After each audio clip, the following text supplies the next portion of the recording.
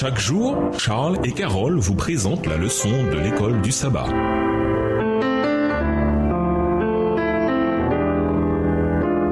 Bienvenue dans votre émission Dieu nous parle. Nous voyons la leçon de jeudi, la conception biblique. Lisons 1 Jean 5, les versets 3 à 12. Pourquoi l'apôtre Jean limite-t-il la vie éternelle à ceux qui sont en Christ ? 1 Jean 5, les versets 3 à 12, car l'amour de Dieu consiste à garder ses commandements, et ses commandements ne sont pas pénibles, parce que tout ce qui est né de Dieu triomphe du monde, et la victoire qui triomphe du monde, c'est notre foi. Qui est celui qui a triomphé du monde? Sinon, celui qui croit que Jésus est le Fils de Dieu. C'est lui, Jésus-Christ, qui est venu avec de l'eau et du sang, non avec l'eau seulement, mais avec l'eau et avec le sang. Et c'est l'Esprit qui rend témoignage, parce que l'Esprit est la vérité. Car il y en a trois qui rendent témoignage, l'Esprit, l'eau et le sang, et les trois sont d'accord. Verset 9. Si nous recevons le témoignage des hommes, le témoignage de Dieu est plus grand, car le témoignage de Dieu consiste en ce qu'il a rendu témoignage à son Fils. Celui qui croit au Fils de Dieu a ce témoignage en lui-même. Celui qui ne croit pas, Dieu le fait menteur, puisqu'il ne croit pas au témoignage que Dieu a rendu à son Fils. Et voici ce témoignage, c'est que Dieu nous a donné la vie éternelle et que cette vie est dans son Fils. Celui qui a le Fils a la vie, celui qui n'a pas le Fils n'a pas la vie. La doctrine biblique de l'immortalité conditionnelle de l'être humain, par opposition à la théorie non biblique de l'immortalité naturelle de l'âme, est exprimée clairement dans 1 Jean 5, les versets 11 et 12. Pour saisir la signification de ce passage important, nous ne devons pas oublier que seule la divinité possède l'immortalité. 1 Timothée 6, les versets 15 à 16. Et quelle est la seule source de vie? Psaume 36, le verset 9, Colossiens 1, les versets 15 à 17 et Hébreux 1, le verset 2. Quand le péché est entré dans le monde par l'intermédiaire de la chute d'Adam et Ève,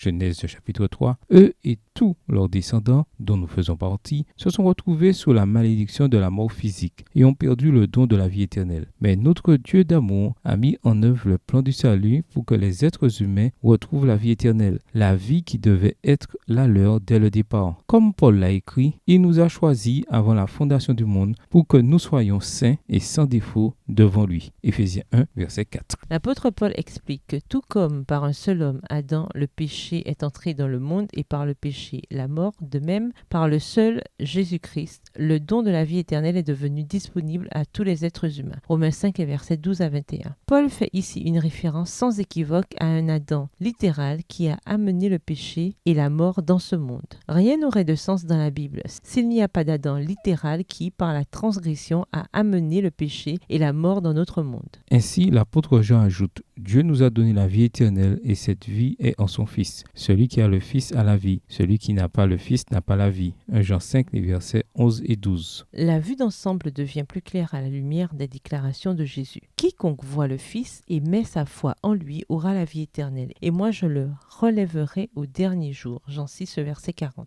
Et c'est moi qui suis la résurrection et la vie. Celui qui met sa foi en moi, même s'il meurt, vivra. Jean 11, verset 25. Cela signifie que la vie éternelle est un don de Dieu à travers Christ, don assuré dès à présent, mais dont nous ne profiterons totalement qu'après la résurrection des justes. La conclusion est très simple. Si la vie éternelle n'est accordée qu'à ceux qui sont en Christ, alors ceux qui ne sont pas en lui n'ont pas la vie éternelle. 1 Jean 5, versets 11 et 12. A contrario, la théorie de l'immortalité naturelle de l'âme accorde la vie éternelle, que ce soit au paradis ou en enfer, à tous les humains, même à ceux qui ne sont pas en Christ. Aussi populaire que soit cette doctrine, elle n'est pas biblique. Au revoir. Et à demain si Dieu veut.